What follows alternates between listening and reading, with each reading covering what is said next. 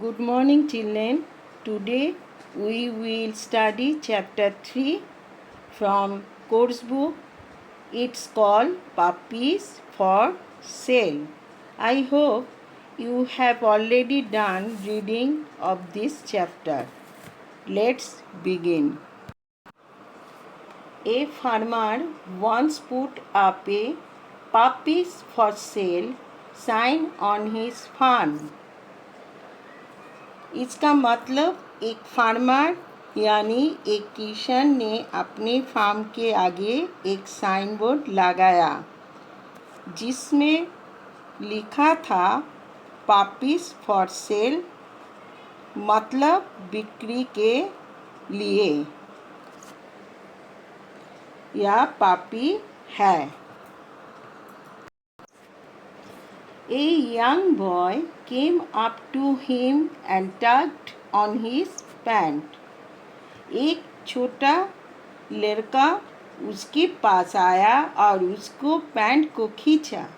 टग मतलब खींचना या टग्ड ऑन हिज पैंट्स का मतलब पैंट को खींच के बुलाना।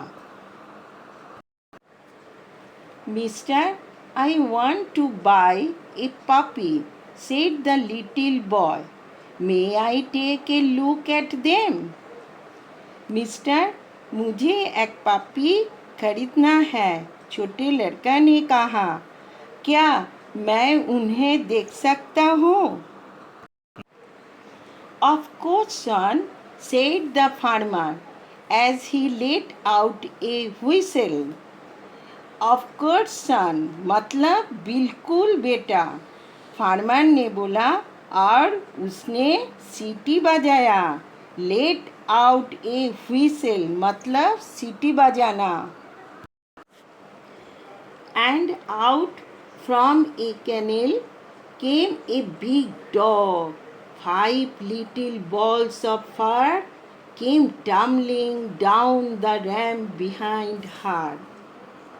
कैनल मतलब डॉग का घर। कैनल से एक बड़ा डॉग बाहर आया, उसके पीछे 5 छोटे पपीज बाहर आए।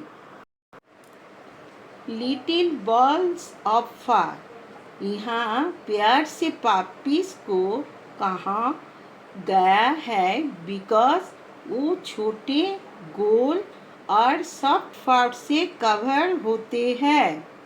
टम्बलिंग डाउन मतलब किसी तरह गिरते पड़ते नीचे आना। रैम्प का मतलब ढलान। The little boy look at them with delight. छोटे लड़के ने बहुत खुशी से उनके तरफ देखा। Then he noticed something. Another ball of fur rolled down the ramp slowly. फिर उस लड़के को कुछ नजर आया। Noticed का मतलब कुछ नजर आना।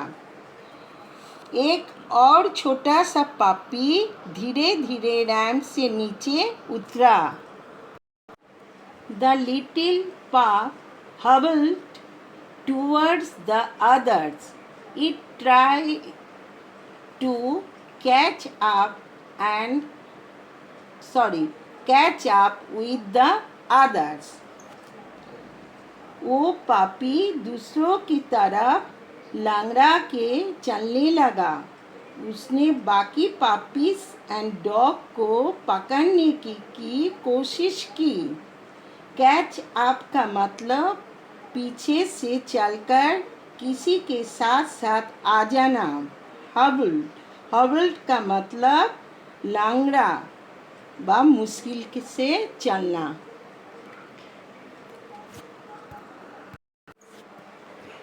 I want that one, said the little boy. मुझे वो चाहिए, लड़का ने लास्ट वाले पपी को देखकर बोला। The farmer knelt down by the boy's side.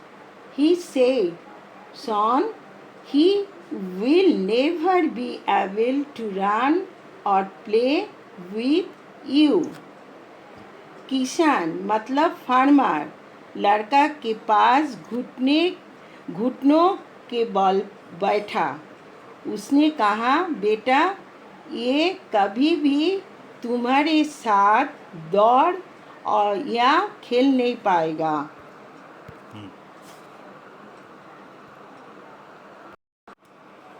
The little boy sat on a block of wood.